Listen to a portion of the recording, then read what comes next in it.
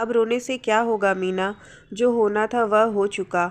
अब उसे हम बदल भी नहीं सकते। क्या क्या सोचा था बेटी के लिए, पर कुछ न कर पाया। इतनी उम्र होकर भी हम दोनों से आदमी पहचानने में भूल हो गई। गुस्सा आता है खुद पर। तुमने तो एक बार कहा भी था कि पता कर लो लड़का नौकरी करता है कि नहीं, पर मैंने ही टाल दिया। सोचा इंजीनियर है तो नौकरी तो करता ही होगा, पैसे भी बढ़िया मिलते होंगे।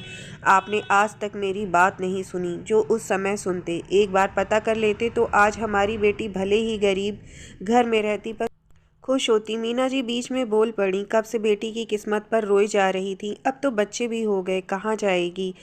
मीना जी फूट फूट कर रो पड़ी। ऐसे मत रो मीना, इतनी भी बुरी किस्मत नहीं हमारी बेटी की। मैं कल ही उससे मिलने जाता हूँ। देखूँ तो घर का क्या माहौल है। आशीष जी सुबह सुबह ही सुमन के यहाँ पहुँच गए। अरे पापा, सुबह सुबह सब ठीक है ना? आपने फ़ोन भी नहीं किया। मम्मी ठीक है ना? हाँ बेटा, सब ठीक है। अंदर आने को नहीं कहेगी, यही सब पूछ लेगी। अरे मैं भी ना। आइए पापा। पापा जी आप कैसे?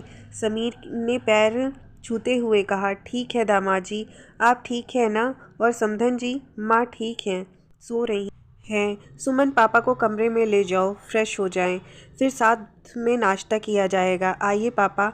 आशीष जी फ्रेश होने चले गए और सुमन किचन वह मन ही मन सोच रही थी कि सब ठीक लग रहा है, पर सुमन ने ऐसा क्यों कहा।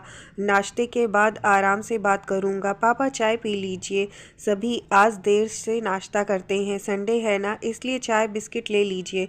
बच्चे भी सो रहे हैं। और मम्मी कैसी हैं? उनको क्यों नहीं लाए? अचानक से प्रोग्राम बन गया। बेटा एक बात बताओ सुमन, सब तो बढ़िया लग रहा है, फिर तूने यह सब क्यों कहा? तेरी माँ कब से रोई जा रही है। सुमन अचानक से शांत हो गई, दरवाज़ा बंद करने उठी और फिर पापा के पास आकर बैठ गई। माफ़ कीजिएगा पापा, मैंने आप लोगों को बहुत परेशान कर दिया। इतने दिन से चुप थी, अभी भी रह जाती, कुछ नहीं बिगड़ता, पर रहा नहीं जा रहा था। लगा किससे अपने दिल की बात कहूँ। आप लोग से कह दिया। यह सब एक मृगतृष्णा और छलावा है पापा, जिसमें हमें शानो शौकत दिखाकर छल लिया गया, जिससे सब को लगे कि मैं कितनी खुश हूँ। इस घर की बहू होना सौभाग्य की बात है जो मुझे मिला।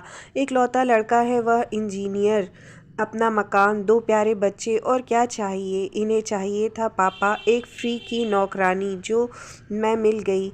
आपने सब कुछ देखकर शादी की। मेरी बेटी राज करेगी, पर यहाँ बेटी पर राज किया जा रहा है पापा। यह कुछ नहीं करते, कहने को इंजीनियर हैं, पर ससुर की दौलत पर सब कुछ चल रहा है। ना कहीं जाते हैं ना कुछ करते हैं। सासू माँ की हर बात पर हाँ में हाँ मिलाते हैं। यह भी नहीं सोचते कि क्या गलत है क्या सही। बच्चों पर भी ध्यान नहीं देते। क्या क्या बताऊँ पापा। सुमन मुंह छिपाकर रोने लगी। आशीष जी पर मानो बिजली गिर पड़ी हो। ऐसा छलावा, धन दौलत की आड़ में ऐसी धोखाधड़ी। किसी तरह उन्होंने खुद को संभाला, बेटी को समझाने की कोशिश पर लग गए, पर क्या फ़ायदा अब समझाने का। छलावे में आकर वह लोग फंस चुके थे। मेरी कहानी आप सबको पसंद आई हो तो प्लीज़ मेरे चैनल को सब्सक्राइब करें।